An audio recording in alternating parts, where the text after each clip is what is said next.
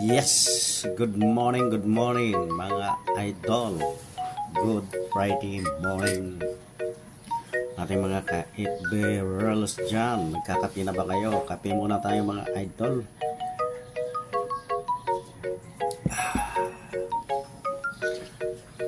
This Friday morning mga lods.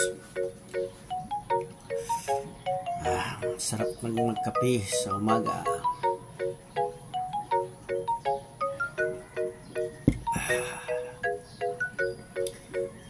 Yes, mga idol, Friday na ngayon, November 22. This na lang mga idol is December na. Alright, sobrang bilis talaga ng panahon mga lods. So, shout out tayo dyan sa lahat ng mga gising na kasalukuyang nagkakape na ngayong umaga na to. Coldest morning mga lods dahil burn na, no?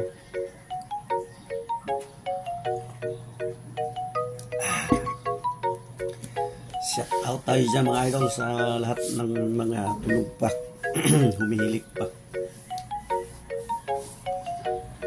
sa lahat ng mga nagbiyahe ng maaga ngayon. Na ingat mga idol, mga biyahero-biyahera dyan, ingat tayo para maiwasan natin yung anumang aksidente mga lods. Doble ingat lang mga idol.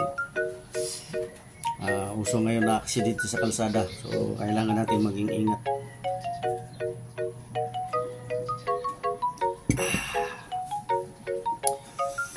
Yes mga lods, so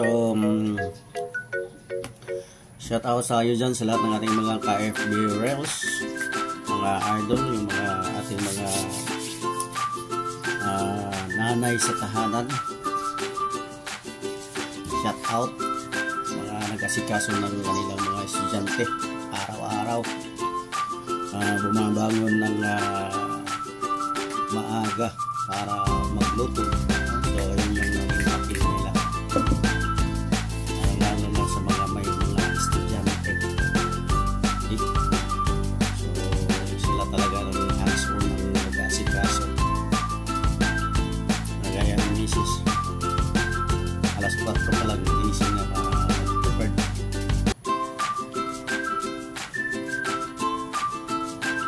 Yan ang papel ng ating mga ilaw ng tahanan mga idol. So hindi rin basta-basta yung papel nila kasi ilaw ng tahanan.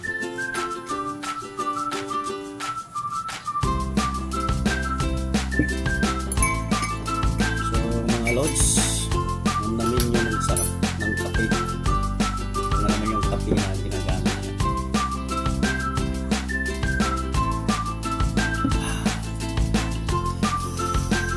So, maliwalas yung paligid natin ngayon. Wow! Wow!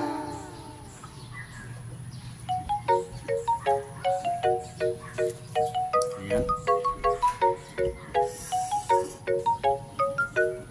Hindi pa sumikat si haring araw dahil sa maaga pa, no?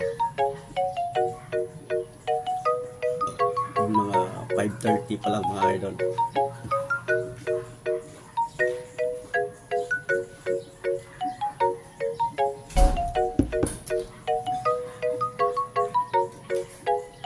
So laban lang mga idol. Araw-araw ginawa ng Diyos ay tayo ay magra-rock and roll to the world. At syempre sa lahat ng mga nagtatrabaho, lalong-lalo na sa mga driver, no? Yung mga nagdadala ng mga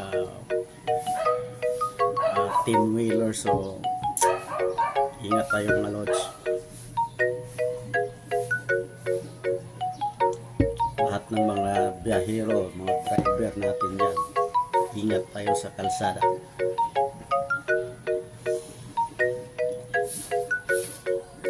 Okay, so mga idol, mapagpalang araw ng Biyernes mga lods. Shout out pala tayo sa lahat ng mga nag-celebrate ng kanya-kanyang birthday ngayong araw na to. November 22 mga idol. Okay, so nadagdagan na naman yung edad mga lods. So age is only a number. Alright.